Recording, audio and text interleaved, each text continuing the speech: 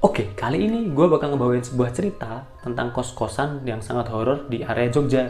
Cerita yang akan gue bawain ini kejadiannya adalah di salah satu kos-kosan di area Sapen, tepatnya di belakang UIN Sunan Kalijaga. Jadi suatu malam gue gambarin sedikit posisi kos-kosannya. Jadi kos-kosan itu tepat berada di tepi jalan utama. Kemudian di depan kos-kosan ini ada sejenis warung-warung gitu. Bukan warung ya, kayak gerobak-gerobak kecil buat jajanan.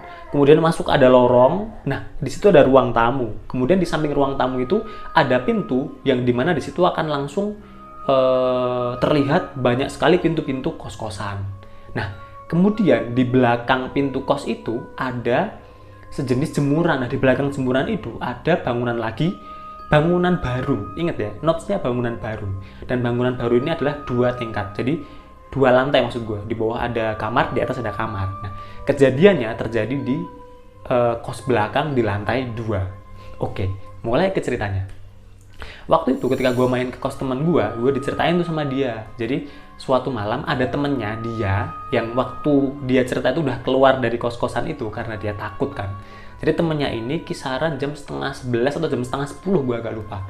Dia itu lapar. Jadi anak kos-kosan wajar kan, malam-malam tuh lapar. Jadi posisi kamar dia itu di lantai 2 tuh ada 5 kamar. Nah, kamar dia itu pas di nomor tengah atau di nomor 3. Jadi bayangannya mungkin seperti ini ya. Nah, di situ ada lingkaran tengah ya kan. Nah, itu bayangan kos-kosannya dia. Jadi di tangga naiknya tuh ada di sebelah sini, ada di sebelah sini. Di sini kamar, sebelah sini turun. Nah, itu tangga. Nah, kejadian ini terjadi ketika dia mau turun. Oke, kembali lagi ke jam setengah 10 atau jam setengah 11 malam. Jadi sebut aja temennya ini namanya Brongos gitu ya. Jadi si Mas Brongos ini jam setengah 10, setengah 11 dia ada di kamar posisinya. Waktu itu kebetulan kos-kosan sedang sepi. Dan memang sempat ada desas-desus ada yang diliatin gitu-gitu lah. Jadi di situ tuh emang kayak musiman. Kadang nongol, kadang enggak gitu. Dan waktu itu baru musim-musimnya dalam tanda kutip. Dan itu mendekati UAS.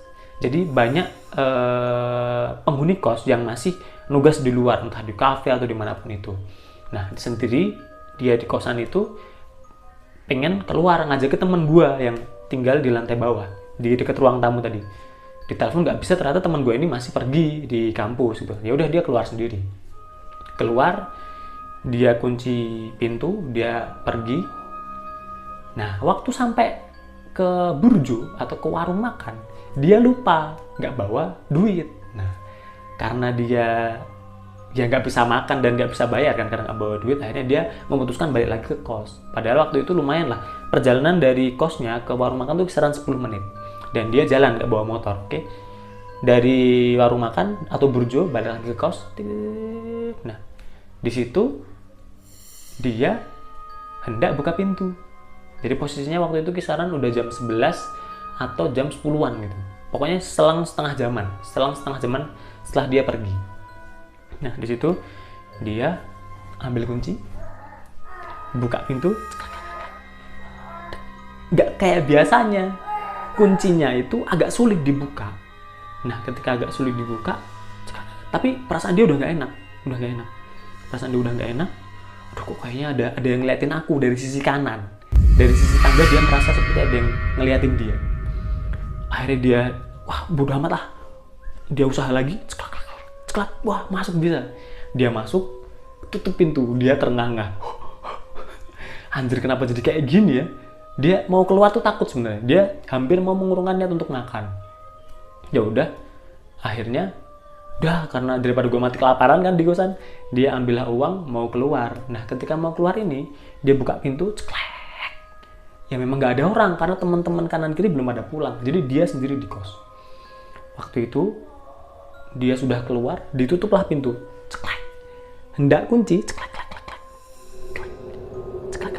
Nggak ada apa-apa itu. Ketika dia berhasil ceklek gitu kan, udah dikunci, dia hadap kanan mau keluar, tiba-tiba dia ketika dia hendak berjalan tiba-tiba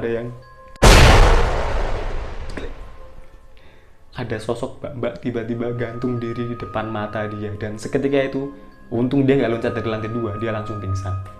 Ya itu tadi cerita pendek ya tentang kos-kosan yang berhantu di daerah Sapen, Jogja.